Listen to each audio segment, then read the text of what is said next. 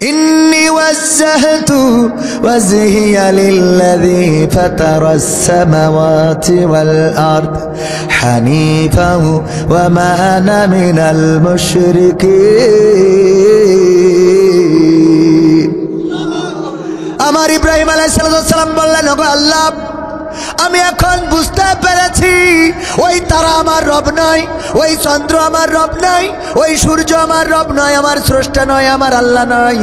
আমি আমার মুখটা ঘুরিয়ে দিলাম তার দিকে, এই আসমান জমিন যিনি সৃষ্টি করেছেন আর এর মধ্যে যা কিছু আছে সব কিছুর স্রষ্টা যিনি, আমি তার দিকে আমার মুখটা করে দিলাম।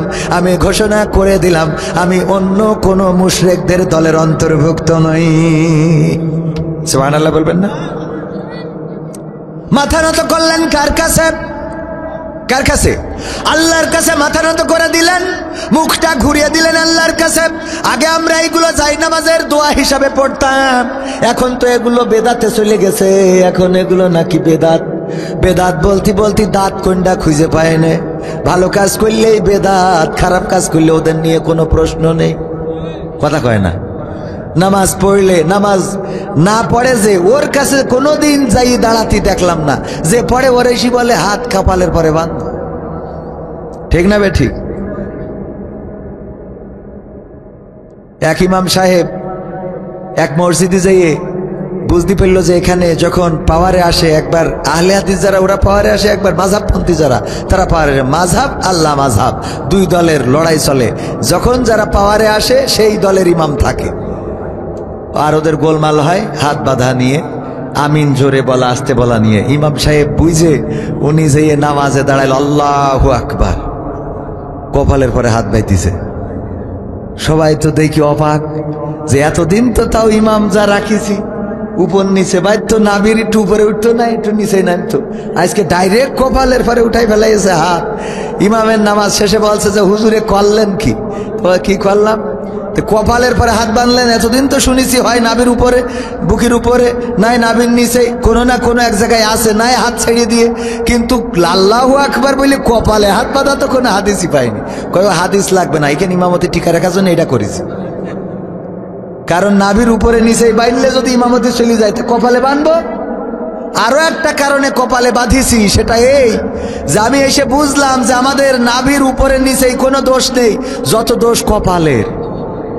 যত দোষ কনের? তো কপাল ঠিক করে নি আগে।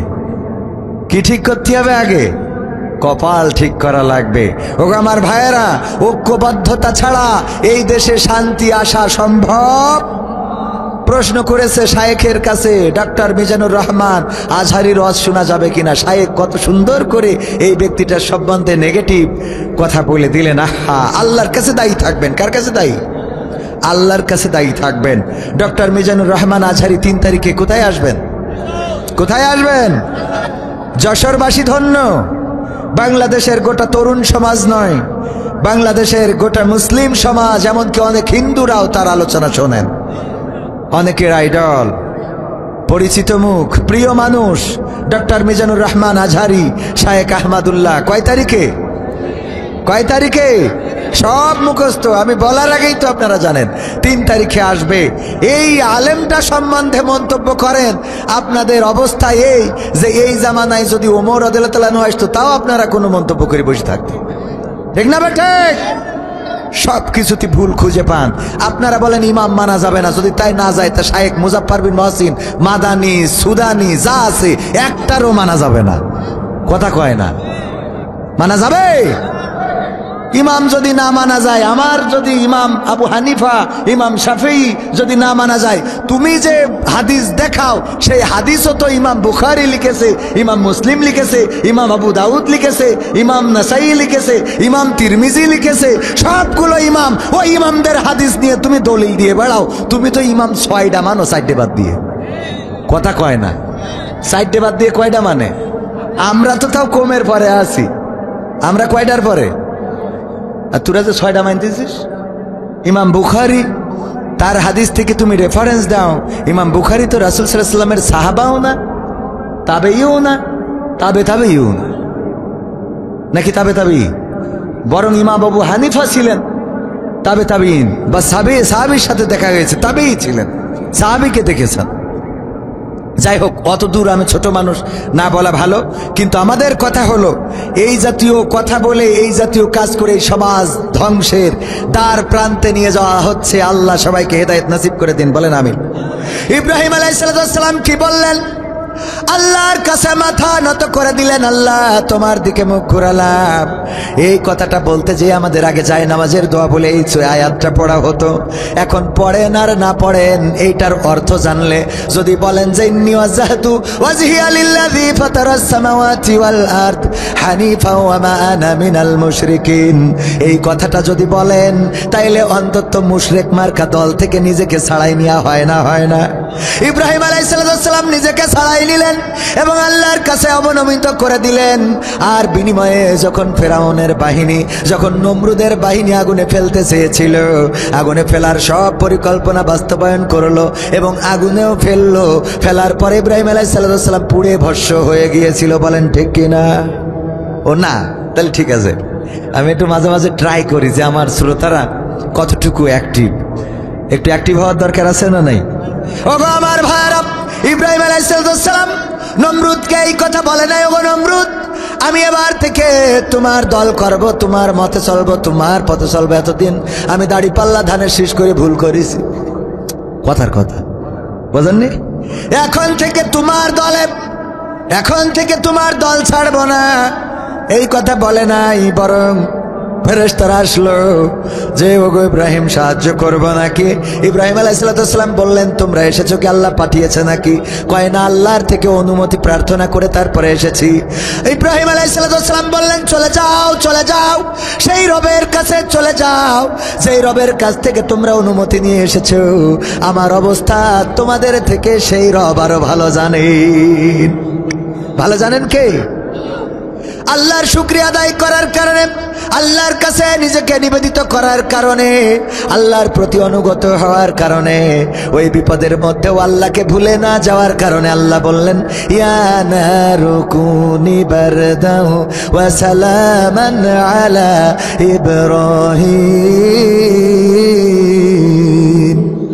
ওগো আগুন, তুমি আমার ইব্রাহিমের জন্য ঠান্ডা আরামদায়ক হয়ে যাও। ঠান্ডা আরামদায়ক হয়ে গেল, ফুলের বাগান হয়ে গেল। ফিরআউন নমরুদ বলল আই রে আগুন, আমি তোরে এত করে জ্বালাইলাম, এত করে পুড়াইলাম, 16টা বছর খাওয়াইলাম, আমার আর্মি, আমার বিডিআর, বিজিবি, আমার পুলিশ, আমার র্যাব, আজকে কেন তোমরা ফায়ার করতে পারো না? বন্দুকে কি গুলি নেই? কথা কয় না, বলেছে না বলে নাই?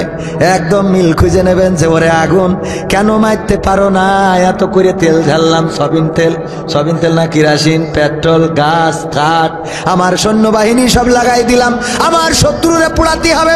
আর আজকে তোমাদের কি হলো? গুলি কেন বের হয় না? মানে আগুন এখানে পুড়ায় না।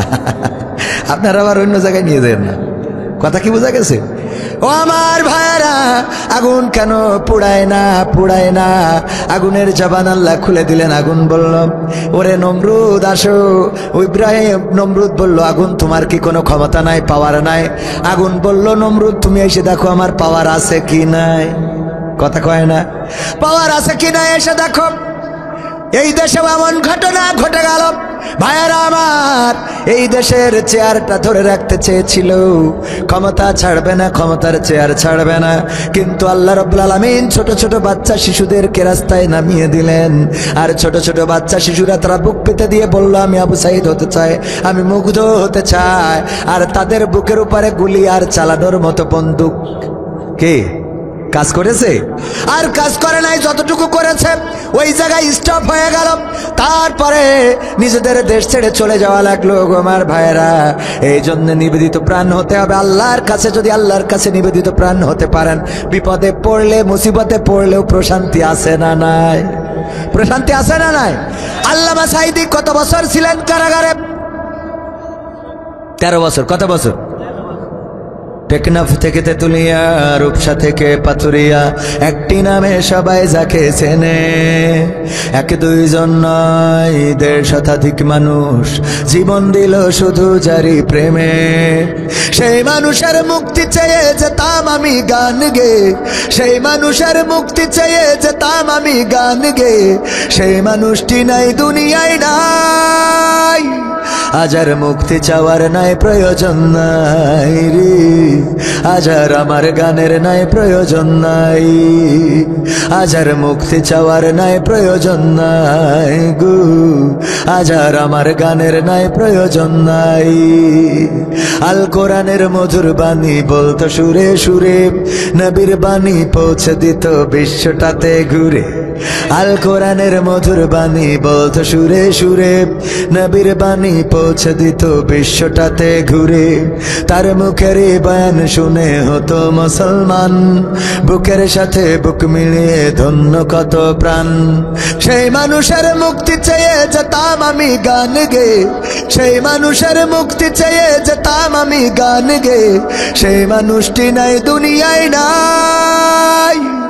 আজ আর মুক্তি চাওয়ার নাই প্রয়োজন নাই গো, আজ আর আমার গানের নাই প্রয়োজন নাই, আজ আর মুক্তি চাওয়ার নাই প্রয়োজন নাই রে, আজ আর আমার গানের নাই প্রয়োজন নাই। লাখো লোকের সমাগম হতো তার সে মাহফিলে, এসব দেখে আবু জাহেলের কলিজা যেত জ্বলে। ঠিক না বেঠে? লাখো লোকের সমাগম হতো তার সে মাহফিলে। আজকে মিজানুর রহমান আজহারি ভাইয়ের মাহফিলে যে পরিমাণ লোক হচ্ছে, আল্লাহর ওলিরা থাকলে মাথা নষ্ট, মানে কাপড় নষ্ট করে ফেলত। ঠিক না বেঠি? ঠিক না বেঠে? লোক অত পরিমাণ হইতো না, তাই দেশে থাকতে দেয় না। এখন যে অবস্থা, এই লোক দেখার পরে মাথায় কাজ করতো, কথা কয় না। লাখো লোকের সমাগম হতো তার সে মাহফিলে, এসব দেখে আবু জাহেলের কলিজা যেত জ্বলে। সুরে সুরে তার কেটে যেত যে আধার আমান হিসাব, পথহারারা খুঁজে পেত সঠিক পথের দিশা। সেই মানুষের মুক্তি চেয়ে যেতাম আমি গান গে, সেই মানুষের মুক্তি চেয়ে যেতাম আমি গান গে, সেই মানুষটি নাই দুনিয়ায় নাই। আজ আর মুক্তি চাওয়ার নাই প্রয়োজন নাই রে, আজ আর আমার গানের নাই প্রয়োজন নাই, আজ আর মুক্তি চাওয়ার নাই প্রয়োজন নাই গো, আজ আর আমার গানের নাই প্রয়োজন নাই। এই মানুষটা কত বছর কারাগারে ছিল? 13টা বছর কারাগারে রইলেন। তারপরে জীবনের শেষ দিনটা যেদিন বের করে হাসপাতালে নিয়ে যাচ্ছিলেন, বলেন দেখি 13 বছর কারাগারে থাকার কারণে চেহারায় কোনো মলিনতা ছিল নাকি?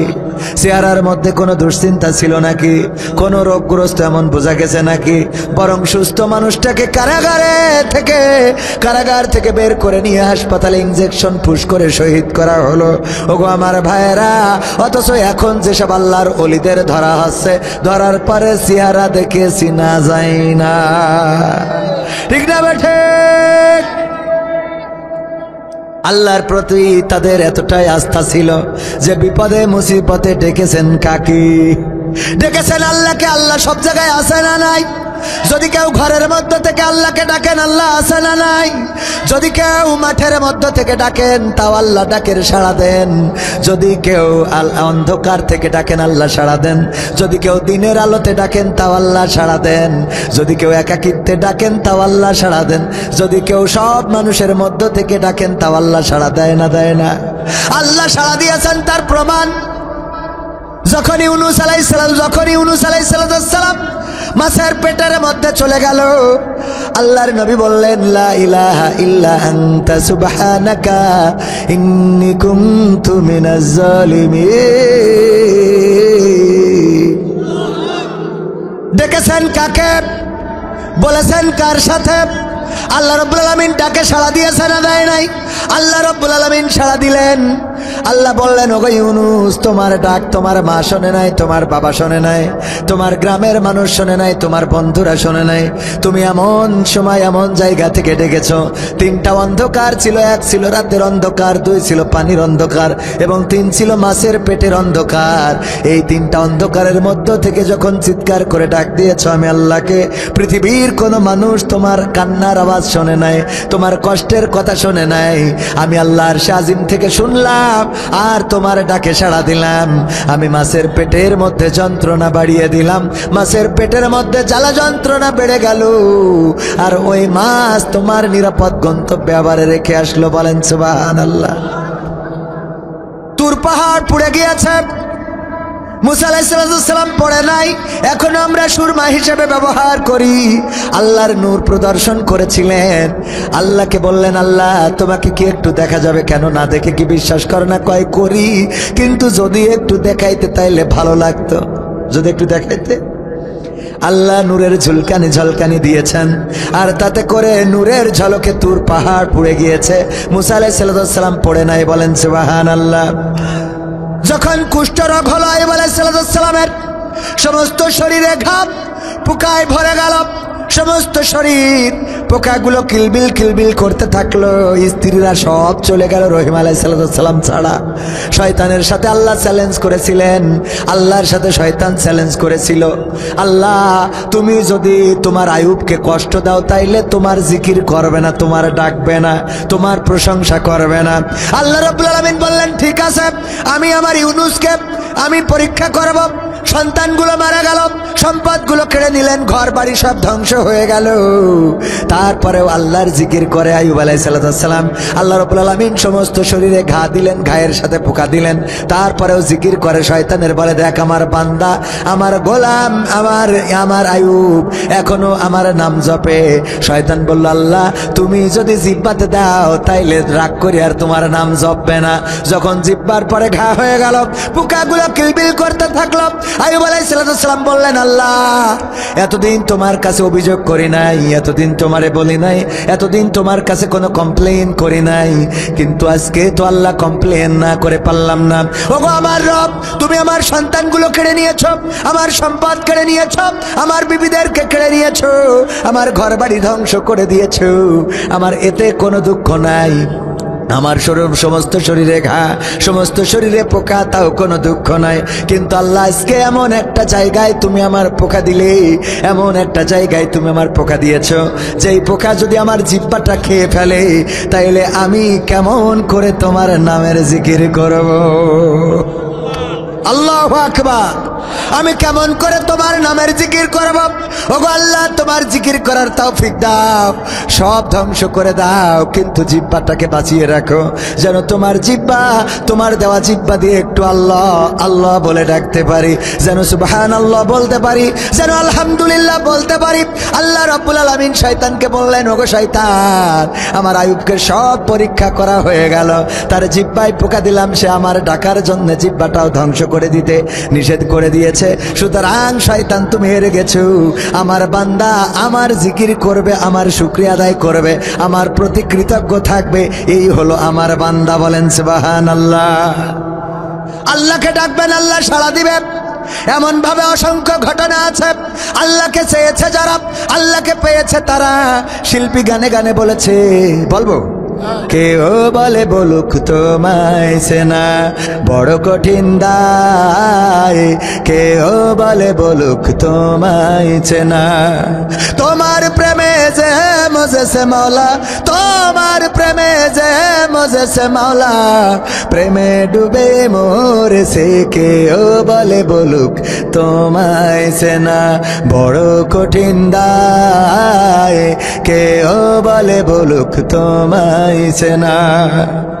ইব্রাহিমকে হাত পা বেঁধে নমরুদ মনের জ্বালা মিটাতে ছিটকে দিল আনালো কূপে। ঠিক না বে ঠিক? ইব্রাহিমকে হাত পা বেঁধে নমরুদ মনের জ্বালা মিটাতে ছিটকে দিল আনালো কূপে। তুমি সেই অনলে ফুল ফুটাইলে, সেই অনলে ফুল ফুটাইলে, নিখুঁত কলা কৌশলে, কেউ বলে বলুক তোমায় চেনা বড় কঠিন দায়, কেউ বলে বলুক তোমায় চেনা।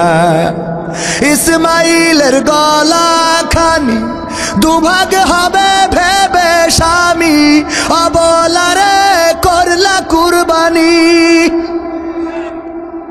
কি মিক্সার নিয়ে আসেন যে কোন এখানে বাড়ি ঠাড়ি কিছু দেয় না? এটা রিভার্ব দেন, গানের সময় একটু ডিলে দেন, মেশিন মেশিন নিয়ে আসবেন, কাজ হবে না তো আনার দরকার কি? ইব্রাহিমের গলা খানি দুভাগ হবে ভেবে স্বামী অবলারে করলা কুরবানি। তুমি মুসাকে ছেড়ে দূর পুড়াইলে, মুসাকে ছেড়ে দূর পুড়াইলে, নিখুঁত কলা কৌশলে কেউ বলে বলুক তোমায় সেনা বড় কঠিন দায়, কেউ বলে বলুক তোমায় সেনা। কি যে ভেবে নদীর মাছে ঠাই দিলা ইউনুসকে পেটে, রাখে আল্লাহ আমারে বলকে, তুমি মরিয়মকে মা বানাইলে, মরিয়মকে মা বানাইলে, নিখুঁত কলা কৌশলে কেউ বলে বলুক তোমায় সেনা। মনটা ঠিক করেন এখনো, এটা ঠিক করেন, এনে খালি আমি যা বলছি সেটাই ডেলিভারি দেয়।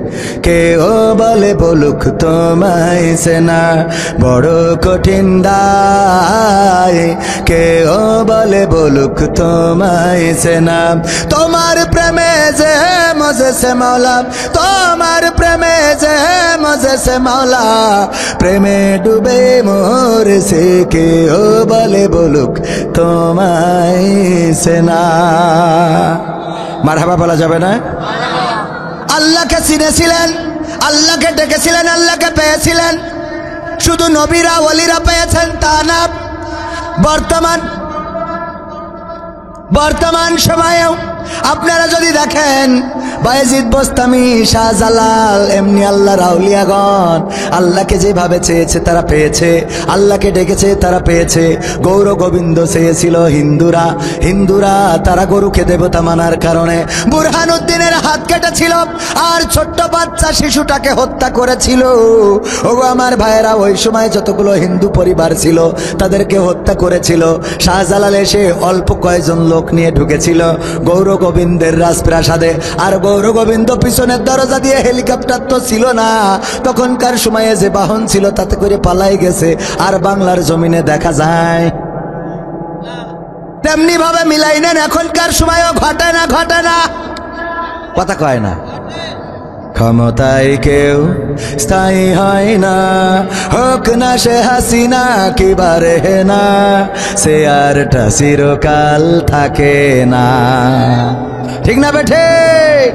ক্ষমতায় কেউ স্থায়ী হয় না, মুজিবুর বেশি দিন থাকেনি, জিয়াউর কেউ তো রাখেনি, মুজিবুর বেশি দিন থাকেনি, জিয়াউর কেউ তো রাখেনি।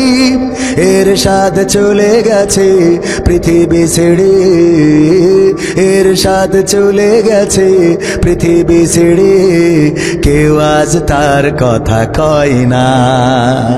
ঠিক না বেঠে?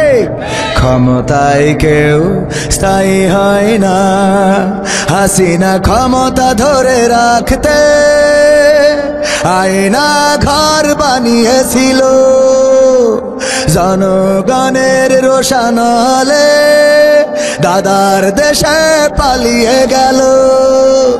হাসিনা ক্ষমতা ধরে রাখতে আয়না ঘর বানিয়েছিল, জনগণের রোশানলে দাদার দেশে পালিয়ে গেল। ডিবি হারুনের পাশে আর, ডিবি হারুনের পাশে আর পরিমণিদের দেখা যায় না। ঠিক না বেঠে?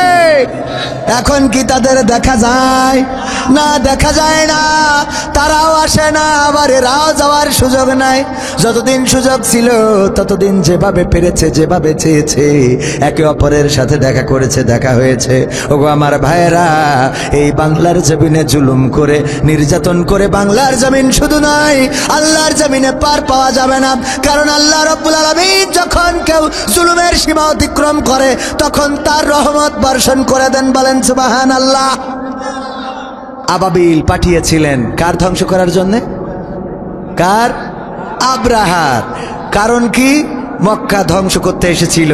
ওই সময় মক্কাবাসী আব্রাহার সৈন্যের সামনে দাঁড়াবে এই ক্ষমতা ছিল না। এই জন্য আব্দুল মুত্তালিব কাবার দরজায় হাত রেখে বলেছিল, ওগো কাবার মালিক, তোমার কাবা তুমি রক্ষা করো, আমার সেই ক্ষমতা নাই যে ক্ষমতা দিয়ে বাদশাহ আব্রাহার পাশে দাঁড়াবো, তার প্রতিবাদ করব। আল্লাহ রাব্বুল আলামিন রক্ষা করেছে না করে নাই? কি পাঠিয়েছিলেন? আবাবিল। বর্তমান সময়ে মনে করেন না যে শেখ হাসিনার কথা বলছি। আপনার গ্রামেও কোনো জুলুমবাজ থাকলে দেখবেন যে তার মৃত্যু হবে এমন, তার পরিস্থিতি হবে এমন যে একসময় মানুষ কুত্তাকে মূল্যায়ন করবে, কিন্তু তাকে নয়। আছে না নাই? মাঝে মাঝে উদাহরণ দিতে যায় বলি, অনেক সময় দেখা যায় খুব করে ধমক দেয়, শাটার খুলবি না, একেবারে কাটি খুলে ফেলবো। আছে না? খবরদার শাটার খুলবে না, কাটি খুলে ফেলবো।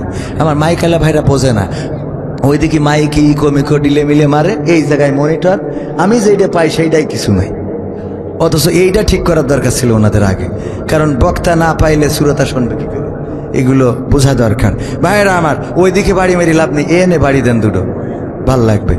ও আমার ভাইয়েরা, অনেকেই বলেন এই শাটার খুলবি না, একেবারে তোর শাটার খুলি ফেলবো। হঠাৎ যদি আল্লাহ এক পাশ আউট করে দেয় নেটওয়ার্কের বাইরে, এরকম হয় না? এটারে কি বলে? প্যারালাইজড। কি বলে? পরের দিন দোকানদার যেয়ে যদি বলে যে ভাই আপনি তো শাটার খুলতে মানা করেছেন, তা আসিছি আপনার কাছে, শাটার কি খুলবো নাকি আপনি আমার শাটার খুলবেন? ওর তো এক পাশ কি হয়ে গেছে। শাটার খুলবে আমার এবার কাজ করছে, এই হাঁটা না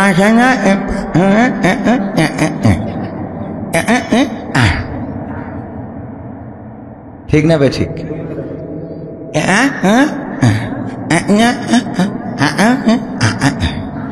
মানে আমি হাত দিয়ে খাতু পাচ্ছি না, পাশ পড়িয়ে শেষ। কথা কি বোঝা গেছে? তাই না সভাপতি সাহেব? একদম ঠাস করে এক সাইড দিলি শেষ। এত ক্ষমতার বড়াই দেখায় লাভ আছে? রূপের বড়াই করিস না রে, রূপ চিরদিন থাকে না। রূপের বড়াই করিস না রে, রূপ চিরদিন থাকে না। নিজের মুখটা দেখা একদিন হইবে রে তোর যন্ত্রণা। নিজের মুখটা দেখা একদিন হইবে তোমার যন্ত্রণা। চেহারার বড়াই কইরো না ভাই, রূপ চিরদিন থাকে না। চেহারার বড়াই কইরো না বোন, রূপ চিরদিন থাকে না। নিজের মুখটা দেখা একদিন হইবে রে তোর যন্ত্রণা। নিজের মুখটা দেখা একদিন হইবে রে তোর যন্ত্রণা। সময় হইল বড় শিক্ষক, সব দিবে শিখাইয়া। সুখের জীবন থাকবে না রে, দেখবে না কেউ চাইয়া। সময় হইল বড় শিক্ষক, সব দিবে শিখাইয়া। সুখের জীবন থাকবে না রে, দেখবে না কেউ চাইয়া। মরার আগে মরবি রে তুই, জ্বালা সইতে পারবি না। মরার আগে মরবি রে তুই, জ্বালা সইতে পারবি না। নিজের মুখটা দেখা একদিন হইবে রে তোর যন্ত্রণা। নিজের মুখটা দেখা একদিন হইবে রে তোর যন্ত্রণা। কিসের এত বড়াই তোমার মাটির দেহ লইয়া? ময়রা দেখো পোকামাকড় শেষ করবে সব খাইয়া। কিসের এত বড়াই তোমার মাটির দেহ লইয়া? ময়রা দেখো পোকামাকড় শেষ করবে সব খাইয়া। এই দুনিয়া ছাড়তে হবে, অহংকার আর কইরো না। এই দুনিয়া ছাড়তে হবে, অহংকার আর কইরো না। নিজের মুখটা দেখা একদিন হইবে রে তোর যন্ত্রণা। নিজের মুখটা দেখা একদিন হইবে তোমার যন্ত্রণা। ক্ষমতার বড়াই কইরো না ভাই, সে আর চিরদিন থাকে না। পাওয়ারের বড়াই কইরো না বোন, সে আর চিরদিন থাকে না। নিজের মুখটা দেখা একদিন হইবে তোমার যন্ত্রণা, নিজের মুখটা দেখা একদিন হইবে রে তোর যন্ত্রণা। ঠিক না বেঠে? একদিন গোশত থাকবে কিন্তু দাঁত থাকবে না। কথা কয় না? কষাইনো গোশত নিয়ে আইসি, খান আবার খাওয়া খাই বিলান্ডার করে দিলে খাইবা, মানে বিলান্ডার করে দিলে খাতি হইত, তো দাঁত নেই। কথা কি বোঝা গেছে? বিলান্ডার করে গুলাইয়ে দিলি গোশত খাতি পারবে। এই দিন আসবে না? আসবে না? এখন গরুর গোশত দেখবেন আর খালি জীবের নাল পড়বে। আহা, এই দিন আমাদের বেঁচে থাকলে আসতে পারে না? পারে না? সুতরাং এই জীবনের অহংকার, লড়াই বড়াই, কোনো কিছুর কোনো মূল্য আছে? কোনো মূল্য নেই। আমরা বুঝি না, তাই আমরা আল্লাহকে খুঁজি না। যারা বোঝে তারা আল্লাহকে খোঁজে, বলেন সুবহানাল্লাহ। যারা বোঝে না তারা আল্লাহকে খোঁজে না। আল্লাহকে খোঁজে না বলে আল্লাহকেও পায়, খুঁজে পায় কাকে? শয়তানকে। কাকে? অনেকেই বলে যার কেউ নেই তার আল্লাহ আছে, আর যে আল্লাহর খোঁজে না তার শয়তান আছে। আছে না নাই? আমরা কি শয়তানের পথে চলতে চাই? আমরা কার পথে চলবো? রাজি আছেন আপনারা ইনশাআল্লাহ? পবিত্র কোরআনে পাকের সূরা তাহার 55 নম্বর আয়াত তেলাওয়াত করেছি, মনে আছে আপনাদের?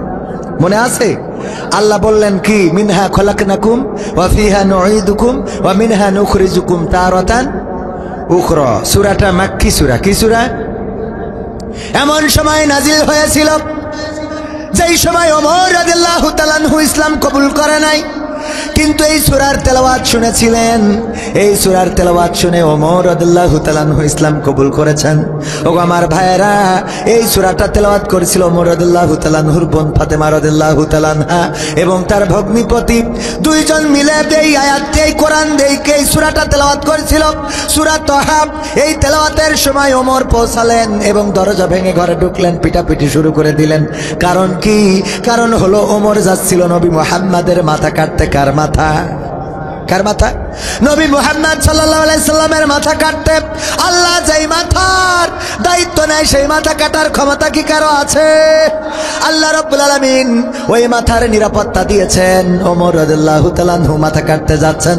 আল্লাহর নবী তার আগের রাতে দোয়া করেছিলেন, ওগো আল্লাহ, তুমি যদি আবু জাহেলের মতো, আবু লাহাবের মতো কিংবা ওমরের মতো কোনো একজনকে যদি ইসলামের জন্য কবুল করে নিতে, তাইলে ইসলামের মর্যাদা আরো বেড়ে যেত। দোয়া করেছেন, আল্লাহর নবী কবুল করেছেন কে? আল্লাহর নবীর দোয়া কবুল হয় না? হয় না। আল্লাহর নবী সাল্লাল্লাহু আলাইহি সাল্লাম ছিলেন মুস্তাজাবুদ দাওয়াত, মানে যে দোয়া করতেন সেই দোয়া কবুল হয়ে যেত। আল্লাহর নবী যেটা মন দিয়ে চাইতেন সেটা আল্লাহ পূরণ করে দিতেন। কিবলাতাইন, মসজিদে কিবলাতাইন দেখেছেন না? দেখেন নাই? হাজিরা যারা গিয়েছে ওখানে গেলে দেখবেন দুই পাশে কিবলা আছে না নাই? মসজিদে কিবলাতাইন, দুই পাশে কিবলা। আল্লাহর নবী আসরের নামাজ অথবা জোহরের নামাজ পড়ছিলেন আর নামাজের মধ্যে চিন্তা করছিলেন, আরে আমার কিবলাটা যদি বাইতুল মাকদাসের দিকে না হয়ে কাবার দিকে হতো, তাইলে অন্তত আমি কাবার দিকে মুখ করে নামাজটা পড়তে পারতাম। আল্লাহর নবী মনে মনে করেছেন, আর কাবা ঘুরিয়ে দিয়েছেন কে? আল্লাহ ঘুরিয়ে দিয়েছেন। আল্লাহর নবীর দোয়া এতটাই কবুল হয়ে যেত। আবু হুরায়রার ঘটনা আপনারা জানেন। আবু হুরায়রা রাদিয়াল্লাহু তাআলা আনহু আল্লাহর নবীর কাছে এসে কান্না করছেন। আল্লাহর নবী বললেন, ওগো আবু হুরায়রা, এত রাতে তুমি কেন এসেছো? কেন কান্নাকাটি করো? আবু হুরায়রা, ঘটনাটা কি? বললো আবু হুরায়রা বলল, ওগো নবী, আমার মা আমার বাড়ি থেকে বের করে দিয়েছে। আমার মা আমার বাড়ি থেকে বের করে দিয়েছে। কারণটা কি? কারণ হলো আমি আপনার দরবারে এসেছিলাম, গভীর রাত হয়ে গেছে। আপনার দরবার থেকে ফিরতে আমার মা মুশরিকা। আমার মা বলল, কোথায় গিয়েছিলে? আমি বললাম, নবী মুহাম্মাদের দরবারে গিয়েছিলাম। আমার মা এতটাই ক্ষিপ্ত হয়ে গেলেন, আমাকে মারধর করলেন, আমাকে পিটালেন।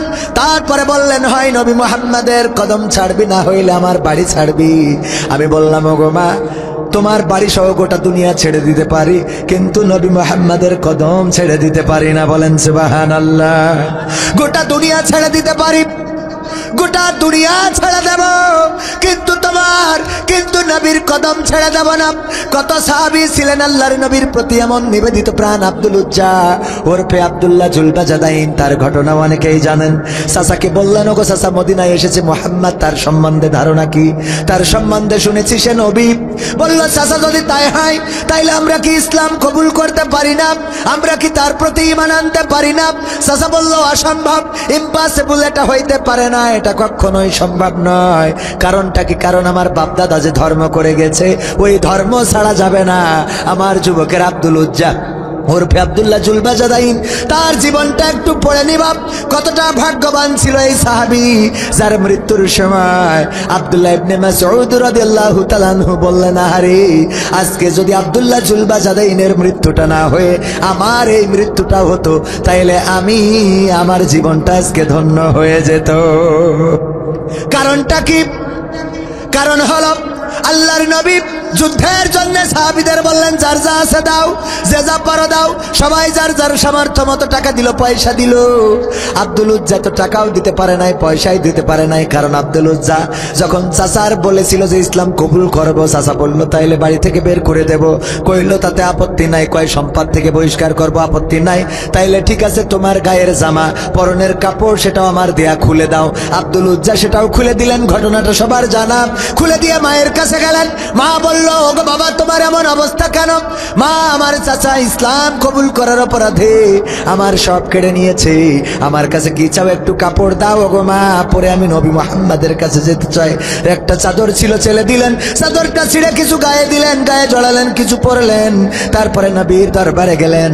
আল্লাহর রাসূল কালেমা পড়ায় নাম রেখে দিলেন আব্দুল উজ্জার পরিবর্তে আব্দুল্লাহ।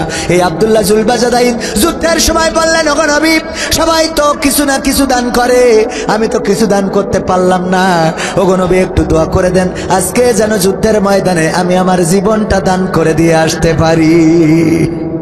ওগো আমার যুবকেরা, আল্লাহর নবীকে এত ভালোবাসতেন। আব্দুল উজ্জা বললেন, ওগো নবী, আজকে আপনি যখন টাকা চেয়েছেন, অর্থ চেয়েছেন, সবাই দান করেছি, আমি দিতে পারি নাই, আমি জীবনটা দিতে চাই, দোয়া করে দেন। আল্লাহর নবী দোয়া করলেন, আল্লাহ, আমি আব্দুল উজ্জার রক্তটা কাফেরদের জন্য হারাম করে দিলাম। আব্দুল উজ্জা ওরফে আব্দুল্লাহ জুলবাজাদাইন বললেন, ওগো নবী, আমি চাইলাম জীবনটা দিয়ে আসব, আর আপনি দোয়া করে দিলেন যেন আমার কাফেরেরা মারতে না পারে, আমার রক্তটা হারাম করে দিলেন। আল্লাহর নবী বললেন, আব্দুল্লাহ জুলবাজাদাইন, শোনো, তুমি যদি এরপরে বিছানায় শুয়ে থেকেও মারা যাও, জ্বরে ভুগেও মারা যাও, তোমার মৃত্যুটা আল্লাহ রাব্বুল আলামিন শাহাদাতের মৃত্যু হিসেবে কবুল করে নিবি। সত্যি আব্দুল্লাহ জুলবাজাদাইন জ্বরে ভুগে মারা গেলেন।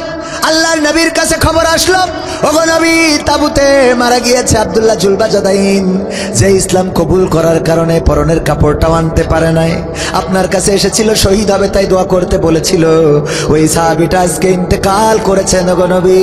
আল্লাহর নবী বললেন, ওগো আমার সাহাবীরা, তার জানাজা রেডি করো।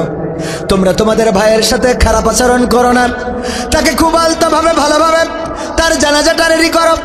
আল্লাহর নবীর আদেশ মতো সাহাবীরা জানাজা রেডি করলেন। বিশ্ব নবী সাল্লাল্লাহু আলাইহি সাল্লাম জানাজা শেষে নিজেই কবরের মধ্যে নেমে গেলেন। আব্দুল্লাহ ইবনে মাসউদ বললেন, এই মৃত্যুটা যদি আমার হতো, জীবনটা ধন্য হতো। তার কারণ হলো আল্লাহর নবী শুধুমাত্র কবরে নামেনি নাই, যখন লাশটা বয়ে এনেছিল আবু বকর এবং ওমর রাদিয়াল্লাহু তাআলা আনহু দুইজনে লাশটা বয়ে এনেছিল কবরের কাছে, এবং আলো ধরেছিল। বেলাল রাদিয়াল্লাহু তাআলা আনহু, ইসলামের প্রথম মুয়াজ্জিন বেলাল, আলো ধরে দাঁড়িয়েছিল কবরের কাছে। আর বিশ্ব নবী কবরের মধ্যে শুধু নিজে ধরে নামানি নাই, বরং কবরে নামিয়ে মুখটা কিবলার দিকে করে দিয়ে আল্লাহর কাছে দুটি হাত তুললেন। ওগো আমার রব, আজ সন্ধ্যা পর্যন্ত আমি আব্দুল্লাহ জুলবাজাদাইনের পরে সন্তুষ্ট ছিলাম। আমি আব্দুল্লাহ জুলবাজাদাইনের পরে আজ সন্ধ্যা পর্যন্ত সন্তুষ্ট ছিলাম।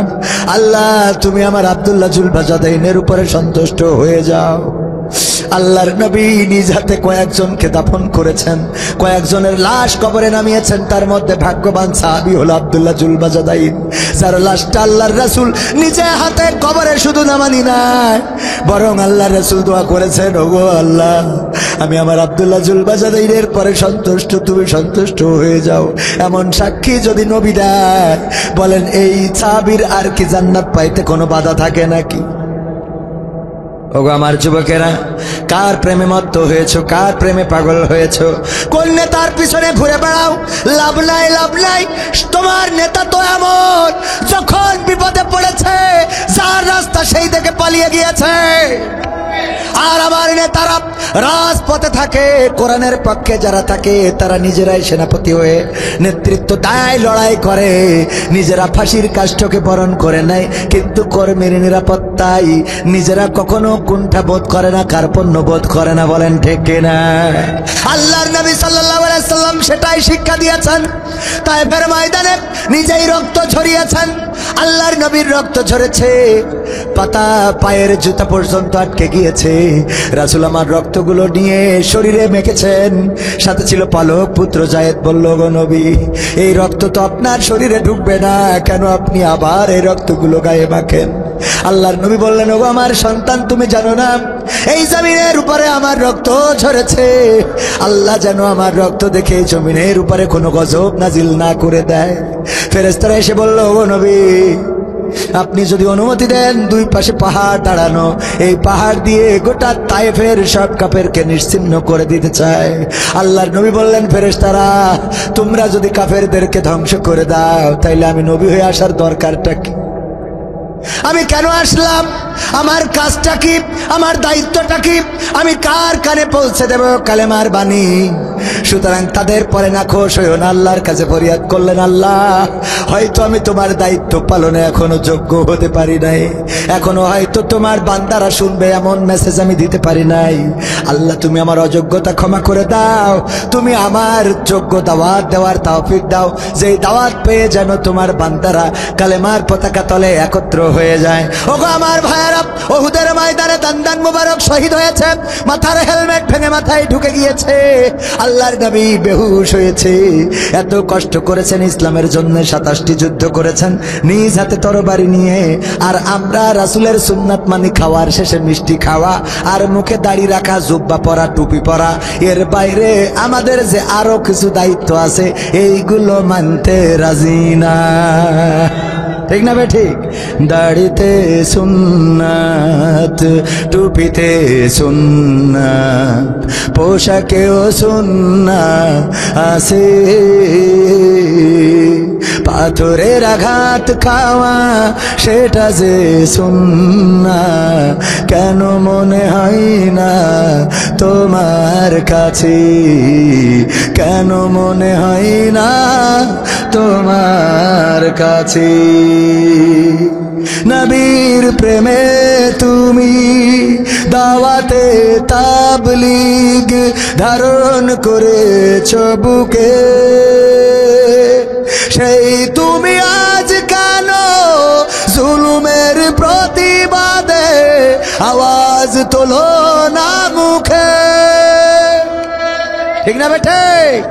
নবীর প্রেমে তুমি দাওয়াতে তাবলীগ ধারণ করেছ বুকে, সেই তুমি আজ কেন জুলুমের প্রতিবাদে আওয়াজ তোলো না মুখে? মেসওয়াক করো তুমি রোজ প্রতিদিন, সেখানেও সুন্নাত আছে,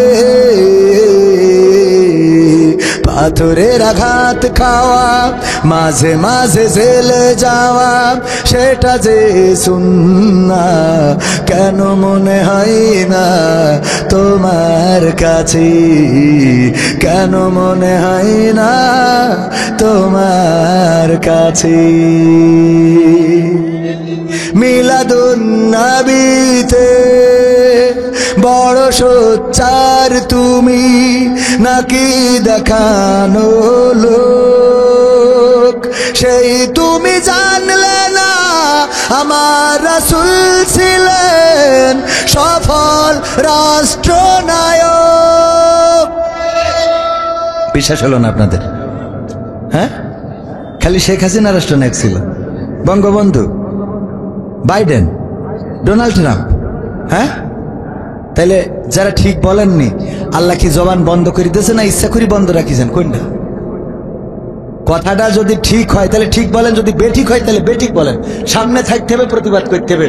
হুজুর বললি সুবহানাল্লাহ বলি, আলহামদুলিল্লাহ বলি চলে যাওয়া যাবে না। হুজুর যদি বেঠিক বলে কি বলবেন? হুজুর এটা আপনি বেঠিক বলেছেন। আমি তো বড় হুজুর না, পরের দ্বার বলবেন যেটা আসতেছে। ছোট মানুষ একটু ভুল হতেই পারে, ঠিক না? ঠিক না বেঠিক? আমার ভুল হলে কিছু মনে করতে না, এলাকাছে হ্যাঁ নিজেদের সন্তান। আমি আমার স্যারের জন্য আইছি না, এলাকায় দাওয়াত নেওয়া লোক আমি। এলাকায় টাকা দেয়। যাই হোক, সব কথা ক্ষতি হয় না, নিজেদের লোক। হ্যাঁ বাদ আছে? বাদ নেই? সব বলা শেষ? বলছে ওর গুড়ি ইন্দুর পড়িছে, তা আমি তোমার সাথে বলি কোনো লাভ আছে?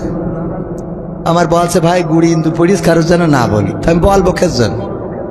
ওর গুড়ি ইন্দুর পড়িস, তা আমি বলে লাভ ডাকি? হ্যাঁ যাই হোক ভাইরা আমার, মিলাদুন নবীতে বড় সোচ্চার তুমি, নাকি দেখানো লোক?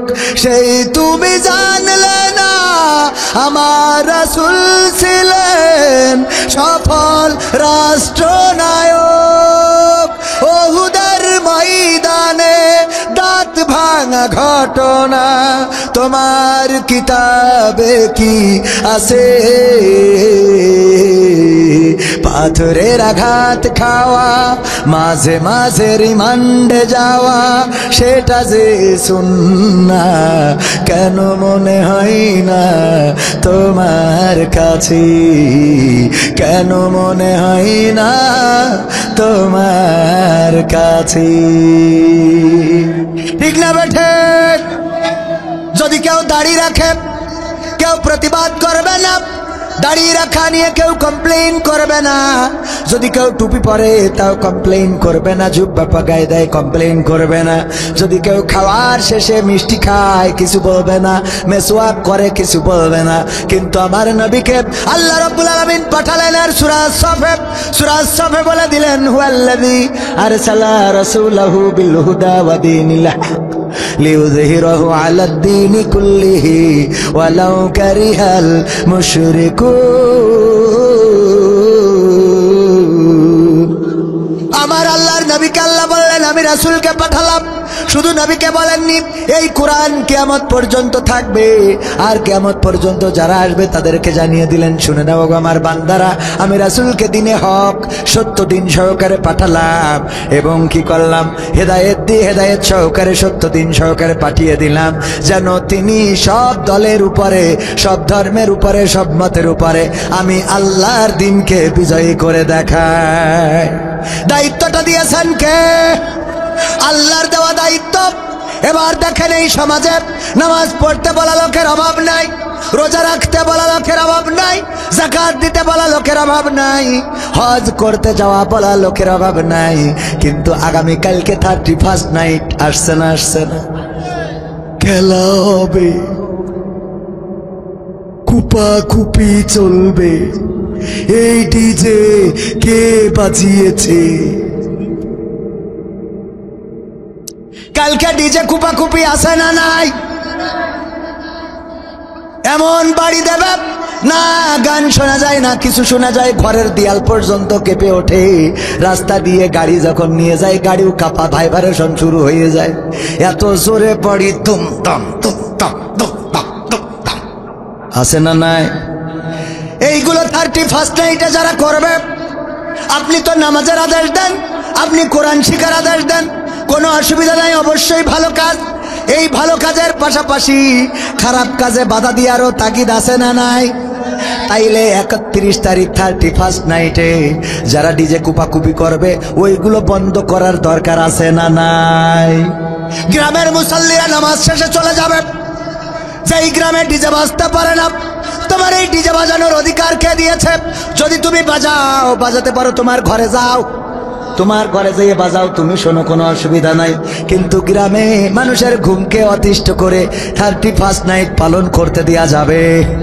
আর যে সব যুবকেরা পালন করে তাদেরকে বলতে চাই, ওগো যুবকেরা, একবারও কি চিন্তা হয় না তোমার জীবন থেকে একটা বছর হারিয়ে গেল, আগামী বছর আবার আর একটা নতুন বছর আসবে, কিন্তু সেই বছরটা হতে পারে এই 1 বছরের মধ্যে তুমি কবর দেশের বাসিন্দা হয়ে যেতে পারো। ঠিক না বেঠে? ডিজে বাজানোর জন্য কারেন্টের তার লাগাতে যে কত শর্ট খেয়ে কারেন্ট শক খেয়ে মারা গেছে। আবার দেখা যায় ট্রাকের মধ্যে ওই যে স্পিকার তোলে, তারপর জেনারেটর লাগায়, স্টার্ট দিয়ে জেনারেটর লাগায়, তারপরে ওর পরে নাচানাচি শুরু করে দেয়। এই জাতীয় আল্লাহর ওলিরা দেখা যায় হঠাৎ করে ওই জেনারেটরের সার্কিট মার্কিট নষ্ট হয়ে হঠাৎ করে ওইখানে কারেন্ট শক খেয়ে মারা যায়। এমন ঘটনা ঘটে না? ওগো আমার ভাইয়েরা, যেই ঘটনা ঘটতে ঘটতে মারা গেলে আমার আল্লাহ যদি বলেন তোর জীবনের সব বাদ দিলাম, মারা যাওয়ার সময় তোর ভালো কাজ কোনটা সেইটা দেখা। মারা যাওয়ার সময় তো ডিজে কুপাচ্ছিলেন, কথা কয় না। আল্লাহ যদি বলে তোর জীবনের শেষ রাতটা যদি ভালো হয় সব মাফ করে দেবো, কিন্তু শেষ রাতেও তো ফ্রি ফায়ার না মেরে ঘুমাননি। এরাম যুবক আছে না নাই? শেষ রাতি বটতলায় যাইয়ে পুরীর মধ্যে তামাক ফেলাই দিয়েতে ডলি ওর মধ্যে ভরে টেনিয়েছে, আছে না নাই? তোর শেষ রাতটাও গাঞ্জা টেনে গেছে, এরকম আছে না নাই? তোর শেষ রাতটাও গেল মানসির বেড়া ভেঙে। ও আমার বান্দা, শেষ রাতটাও যদি তোর ভালো হইতো তাইলে ক্ষমা করে দিতাম। আমি বলছি কোন যুবক যদি ডিজে বাজাও আল্লাহর কাছে দায়ী থেকে যাবা, এবং এইগুলো বন্ধ করার জন্য মসজিদের মুসাল্লিরা চলে যেতে হবে। এই দেশ রক্ত দিয়ে এনেছি, জীবন দিয়ে এনেছি। এই দেশে চাইলেই অন্যায় করা যাবে না, অপরাধ করা যাবে না। ডিজে বাজাইতে পারবা, তোমার বাড়ি শোনো, তোমার স্বাধীনতা আছে। আর তা না হইলে প্রশাসন থেকে অনুমতি আনতে হবে। প্রশাসন যদি অনুমতি দেয় এটা জায়েজ না, তবে দেশীয় যেহেতু তোমারও অধিকার ওদের আছে না নাই? কথা কয় না? ওদেরও ডিজে বাজানোর অধিকার আছে, কিন্তু সেই অধিকার প্রশাসন থেকে আইন পাশ করে নিয়ে আসতে হবে। আর যদি মুসলমানের সন্তান হও তাইলে তুমি যদি ডিজে বাজাও, তোমার জানাজার দিন ইমাম না, ওই দিন আমরা ডিজে ভাড়া করে নিয়ে ওখানে সামনে দিয়ে দেবো, ও কুপাবে। ঠিক না বেঠিক? এবং এই কাজগুলো করা লাগবে। এখন বিয়ে বাড়ি মানে ডিজের কুপাকুপি আছে না নাই? আছে মানে কি? আমি মাইক ভাড়া করতে গেলাম কোন একটা অনুষ্ঠানে, দেখি দুইজন মেয়ে এসেছে, বোরকা পরা মেয়ে আমায় পাগল করিয়েছে। চোখের দিকে তাকালি মনে হয় বিয়ে করে ভুল করিস, এইটা বিয়ে করলে আরো ভালো হইতো। এই ইউটিউবাররা সাবধান, এই অংশটা খেটে দিস নাই বলে আমার ঝামেলা হবে। কুবেন সে কিডা সেটা কম, মানে এটা কথার কথা বললাম। এরা মনে হয় না ভাই? মনে যদি না হয় তাহলে তো তার মনই নেই। ওগো আমার ভাইয়েরা, দুইজন বুরখাওয়ালি এসে বলতেছে আমাদের স্পিকার লাগবে। কি কার বিয়ে? কি অনুষ্ঠানের জন্য? আমার অমুক চাচাতো বোনের বিয়ে। একটা স্পিকার লাগবে। কয় একটা কেন? দুইটা নেই। কয় একটাই, তাই অনুমতি দিচ্ছিল না নাসর বান্দা হইয়ে। তারপরে রাজি করাইছি। মেয়েরা এসে ডিজে কুপাকুপির জন্য ভাড়া করে। আমি সাক্ষী, আল্লাহ সাক্ষী যদি মিথ্যা বলে থাকি। কত বড় পরহেজগার, বুরকা পরে আসতাম যেন সোয়াবও হয়। ডিজে ভাড়াভাড়ি করলো, হ্যাঁ হিজাব পরে। আমার মাই গেল, ভাই ঠিক কথা, হিজাব পরি আল্লাহর ফেরেশতা। ও যুবকদের সব দেখায়, ফেসবুকে লিখে তুইস ওর নাম হইলো জান্নাতুল ফেরদাউস, অথচ সব খোলা শেষ। কথা কয় না?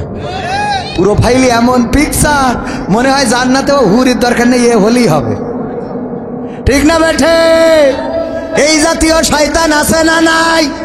নিশ্চিন্তপুরী নেই, এখানেও আছে। তাহলে তো এটা চিন্তার বিষয়। নিশ্চিন্তপুরেও নিশ্চিন্তে থাকা যাচ্ছে। ও বাবা, এখানেও চিন্তার বিষয়। 31 নাইটে কত বলে রেখেছে, তুমি যদি আমার 31 তারিখে গদখালি না নিয়ে যাও তাইলে আমি প্রধান অতিথির ছেলের সাথে, আব্দুল গফুর টিটুর ছেলের সাথে চলে যা রে। হুমকি আছে না? ও না পেরে কলার খান্দি চুরি করে বেঁচে তারপরে 3 পিস কিনে এনে ওরে নিয়ে গদখালি যায়, মালা কিনে দেয় মাথার পরে পরে, আর মোটর সাইকেলের পিছনে চড়ে ও গিয়ার মানে আছে না? আরে বাবা, আমার এক বন্ধু বলল, কবির এত জোরে চালাইতে হবে কেন? আমি বললাম চালাবে না কেন? কয় চালাবে কেন এইটা ক? বললাম পিছনে তো পাওয়ার ব্যাংক আছে, শ্বাস পূরণের ভয় নেই। পাওয়ার ব্যাংক আছে না? না, পিছনে পাওয়ার ব্যাংক নিয়ে যখন গিয়ার মারি, ওরে বাবা বাবা রে। আর আমার এলাকার মা বোনেরা, ওদের কি বলবো, ওরা তো আর এক জিনিস, এত ভালো আল্লাহওয়ালা যে যদি মেয়ে কোনো ছেলেকে বাড়ি নিয়ে আসে, ও এত আপ্যায়ন করে যে ছেলে যে আবার পাল্লায় গল্প দেয়, আমার শাশুড়ি সে, আমার শাশুড়ি সে। ওমা তুই কার সাথে করে নিয়ে আসছিস? আল্লাহ আম্মা, আমার বয়ফ্রেন্ড, আজ 3 বছর ধরে লাইন মারতেছি। ও আব্বা ভালো আছে? আব্বা, ওরে সাদের আব্বা আছে না নাই? এরপরে বলে বাবা তোমার সাথে কোনোদিন আমার মেয়ে ওর বাপ কোনোদিন দেবে না, কারণ তুমি তো গাঞ্জা না টানলে তোমার রাত পার হয় না। সুতরাং তুমি আমার মেয়ে নিয়ে চলে যাও, কাজী অফিস দিয়ে পড়াই মড়াই নিয়ে নে, যা হয় আমি ট্যাকেল দিবানে, তুমি নিয়ে যাও। তোমার মতো গাঞ্জা খোরের সাথে কিন্তু ওর বাপ মেয়ে দেবে না। বইলেতে কায়দা করি গুছাইয়ে সাজাই গুছাই পাঠাই দিলে, দুটো পিঠেও বানাই দিলে, নে বিয়ে টিয়ে পড়িতে খাইছেন, হ্যাঁ পাঠাই দিয়ে। এইবার যেই আমার টিটো ভাই বাড়ি আসে, আব্দুল গফুর টিটো ভাই যেই বাড়ি আসে, আসার পরে ওরে অভিনয়, কি জন্ম দিছাও, কি জন্ম দে তুই চাও রে, ও আল্লাহ আল্লাহ, আমার মুখি চুন কালি লাগায়ে কনে চলে গেল গো, ও আল্লাহ আল্লাহ। ঠিক না বেঠিক? ওর অভিনয়ের কাছে শেখ হাসিনা ফেল, সহ্য না করে পারা যায়? ঠিক না বেঠিক? আছে না নাই?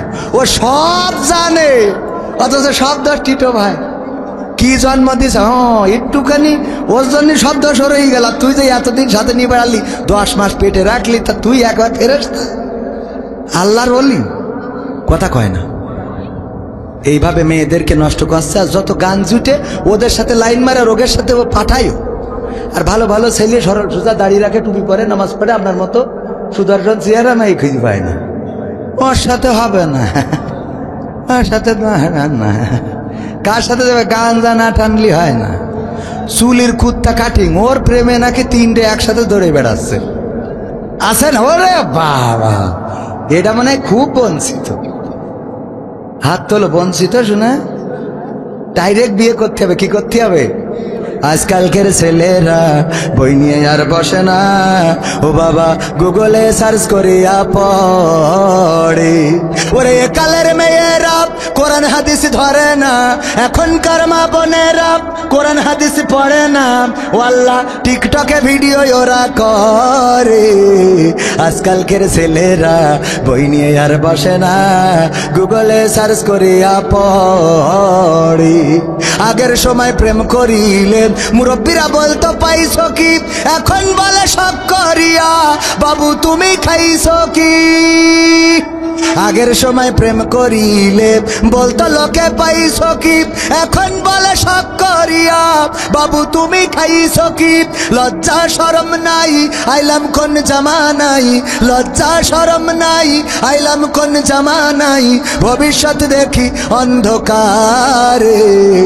আজকালকের ছেলেরা বই নিয়ে আর বসে না, ও বাবা গুগলে সার্চ করিয়া পড়ে। নতুন করে হয়েছে চালু এখন আবার কোন ট্রেন্ড, পরিচয় করাই দেখি এই আমার গার্লফ্রেন্ড। নতুন করে হয়েছে চালু এখন আবার কোন ট্রেন্ড, পরিচয় করাই দেখি এই আমার বয়ফ্রেন্ড। শরমের মাথা খাইয়া গেছে সবাই পাগল হইয়া, শরমের মাথা খাইয়া গেছে ওরা পাগল হইয়া, ভবিষ্যৎ দেখি অন্ধকারে। আজকালকের ছেলেরা বই নিয়ে আর বসে না, ও বাবা মোবাইলে সার্চ করিয়া পড়ে। ওরে নিশ্চিত পুরীর মা বোনেরা আল কোরআন পড়ে না, ও আল্লাহ টিকটকে ভিডিও ওরা করে। ঠিক না বেঠে? করবে না কেন? আমার এইটা বুঝান। না করেও তো উপায় নেই। আগের সময় আমাদের মুরব্বীরা যখন মেয়ে দেখতে যেত ছেলের জন্য, যাওয়ার পরে জিজ্ঞাসা করতো, গো মা কোরআন পড়তে পারো কিনা আমার সভাপতি। যখন ছেলে বিয়ে দেবে তখন সভাপতির আব্বা যায়, দাদা যায়, নানা যায়, মুরব্বীরা যায়, যে জিজ্ঞেস করে মাগো, আগে জিজ্ঞেস করতো মাগো কোরআন পড়তে পারো নাকি, হাদিস পড়তে পারো নাকি। ও গো মা যদি পারো তাইলে এখানে এই পৃষ্ঠাটায় 2 আয়াত পড়ে শোনাও। তারপরে বলতো আয়াতুল কুরসিটা হবে কিনা, হুজুর ফরজ কয়টা, নামাজের আরকান আহকাম কয়টা, আত্তাহিয়াতু বা তাশাহুদটা পড়ো, দুরূদ ইব্রাহিমটা হবে কিনা। এমনি ভাবে সব শুনতো। যদি পারতো চেহারা একটু খারাপ হইলেও বলতো মেয়েটা ভালো। ঠিক না বেঠিক? আর এখন মুরব্বীরা তো চান্স পাই না, আমাদের মতো ইয়াং যুবকদেরকে নিয়ে যায়, নিয়ে যাওয়ার পরে এইবার যেয়ে বলে দোস্ত জিজ্ঞেস কর তোর ভাবির কাছে। ভাবির কাছে কি এখনো বিয়ে করিনি, বলো দোস্ত তোর ভাবির কাছে জিজ্ঞেস কর। এখন কি জিজ্ঞেস করে, ভাবি আপনার টিকটকে ফলোয়ার্স কত আছে?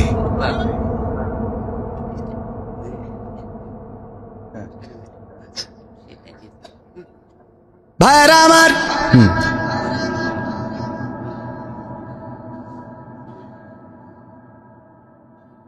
না না হয় যখন অসুবিধা নেই, ভাই না না আর ভাই এক, হ্যাঁ ভাই ভাই, না না ভাই ভাই ভাই। সেদিন এক হুজুর বলছে যে ভাই, না আমি বলি, আমাদের আব্দুল বারী রশিদি ভাই, বজলুর রশিদ আঙ্কেলের দাওয়াত দিলাম আমাদের স্যারের মাহফিলের জন্যে, কনে টাঙ্গাই। তা বলছে ভাই আমার শ্বশুর কবে পড়ে মরে, বৃদ্ধ হয়ে গেছে, তা যদি একটু স্যারের বলে একটু হেলিকপ্টারে করে নিয়ে যাইয়ে দিতেন, তা একটু আমার শ্বশুরের একটু ভালো হইতো, একটু জীবন একটু হেলিকপ্টারে চড়ার শটটা মিটে যেত। আপনারা তো দেখি হেলিকপ্টারে চড়ে ভিক্ষেও করেন, আছে না নাই? হেলিকপ্টারে চড়ে ভিক্ষেও করেন। তা ভাই এটা আমার শ্বশুর একটু যদি হেলিকপ্টারে করে যদি একটু নিয়ে যাইয়ে দিতেন তা ভালো হইতো। তা আমি বলছি, তা আমি বলি কই ঠিক আছে স্যার, যেহেতু অসুবিধা নেই করি দুবানে হেলিকপ্টারে করি। তা বলছে ভাই আর একটা কথা বলতাম যদি সাহস দেন। তা কি? তা বলছে শ্বশুরই তো নিয়ে যাবেন হেলিকপ্টারে করে, তা আমি তো তার একমাত্র জামাই, তা আমি আর আমার শ্বশুর 2 ভাই একটু যেতে চাচ্ছিলাম। বলছে হেলিকপ্টারে আমি আর আমার শ্বশুর 2 ভাই একটু যেতে চাচ্ছিলাম, যদি একটু লাইন করিয়ে দিতেন আমারও, তাহলে একটু জীবনে আমার একটু শখ পূরণ হইতো। মানে খুব মজার মানুষ বক্তারা, তো একটু মজা করে বললো আর কি। তো যাই হোক, আলহামদুলিল্লাহ 2 জনের জন্য হেলিকপ্টার পাস। ওই দিন হেলিকপ্টারে করেই যাবে মাহফিলে। কবুল করার মালিক কে? হেলিকপ্টারে চড়াতে পারেন কে? আবার চাইলে ভ্যান চালাইও খাওয়া লাগতে পারে না, পারে না? আল্লাহ যাকে চান তাকে সম্মান দেন, যাকে চান তাকে বেইজ্জতি করেন। মা বোনেরাও এসেছেন, অনেক কথা বাকি, অনেক কথা বলতে ইচ্ছা করে। শুনতে রাজি আছেন আপনারা? শুনবেন? শোনা যাবে? শুনতে রাজি কারা কারা দেখতে চায়? নারায়ে তাকবীর, আল কোরআনের আলো, আল হাদিসের আলো, আমার নেতা তোমার নেতা, নারায়ে তাকবীর। আজকের মেসেজ হলো, ওগো আমার ভাইয়েরা, 31st নাইট আগামীকাল। 31st নাইটকে কেন্দ্র করে কোনো ডিজে বাজানো যাবে না। 31st নাইটকে কেন্দ্র করে কোনো অশ্লীলতা করা যাবে না। 31st নাইটকে কেন্দ্র করে মদের বোতলে চুমুক দেওয়া যাবে না। 31st নাইটকে কেন্দ্র করে কেউ গাঞ্জা টানা যাবে না। 31st নাইটকে কেন্দ্র করে আতশবাজি ফুটানো যাবে না। 31st নাইটকে কেন্দ্র করে হই হুল্লোড় আনন্দ করা যাবে না। বরং 31st নাইটকে মাথায় নিতে হবে, আমার জীবনের এই দিনটা শেষ দিন হয়ে যেতে পারে। এই বছরটা আমার জীবনে এসেছে, নতুন যে বছরটা আসলো এই বছরটা আর পার নাও হতে পারে। ঠিক না বেঠে? মৃত্যু তো বলে কয়ে আসে না। কখন মৃত্যুর ফেরেশতা আপনার দরজায় এসে কড়া নাড়বে আপনি জানেন না। মারা যাওয়ার পরে কোনো ভাষা থাকে না, বলার কিছু থাকে না, শুধু বলতে হয় দুয়ারে আয়েশা সে পালকি দে সাজাইয়া দে রে আমায়, দুয়ারে আয়েশা সে পালকি দে সাজাইয়া দে। বড়ই পাতার গরম পানির, বড়ই পাতার গরম পানির গোসল সায়রা দে, দুয়ারে আয়েশা সে পালকি দে সাজাইয়া দে রে আমায়, দুয়ারে আয়েশা সে পালকি দে সাজাইয়া দে। আতর গোলাপ সুরমা মাখাও শেষবারের মতন, আমার লাগি কি নানো ওই সাদা কাফন, ওই সাদা কাফন। আতর গোলাপ সুরমা মাখাও শেষবারের মতন, আমার লাগি কি নানো ওই সাদা কাফন, ওই সাদা কাফন।